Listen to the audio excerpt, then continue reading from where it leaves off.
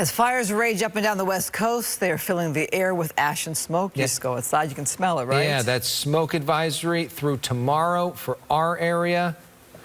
Talking about that poor air quality, it continues to impact people, and the question is really, how long can people be outside safely before it affects their health? Coco McAvoy joining us live from Pasadena with speaking to doctors for more answers. Coco?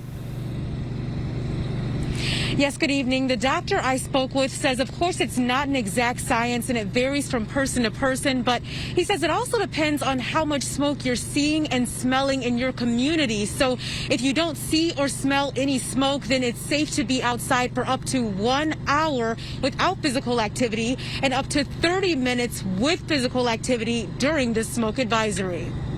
At the Rose Bowl, there's no shortage of exercise, with people biking, running, and playing sports, while heavy smoke looms in the distance. I've been checking constantly on my app to make sure the air quality is below 100 before I come out with my kids. The poor air quality is impacting residents in several counties, and unfortunately, this bad air quality is not going away as fast as we thought or as quickly as we had hoped, and it's essentially lingering on and on, it seems like forever. Causing a lot of concerns with unhealthy air and COVID-19.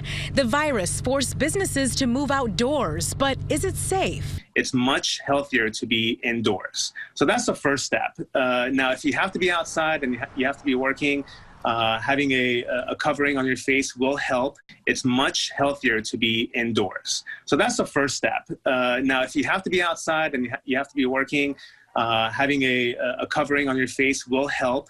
Dr. Jamehdor says the health effects of poor air quality vary from person to person, but in general, when it comes to eating outdoors. Essentially, if you cannot smell the smoke, it is fairly safe to be outside and not be exertional, such as going to a restaurant.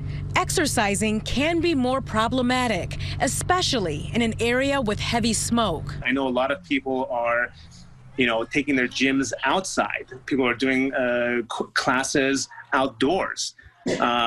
Unfortunately, during these times, it's really recommended to cut down on exertional type behavior. It's a tough call for people who love outdoor exercise, but avoidance may be the best course of action for now.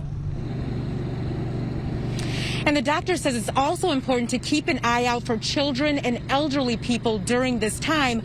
Now, I want to throw things to my colleague, meteorologist Rick Dickert.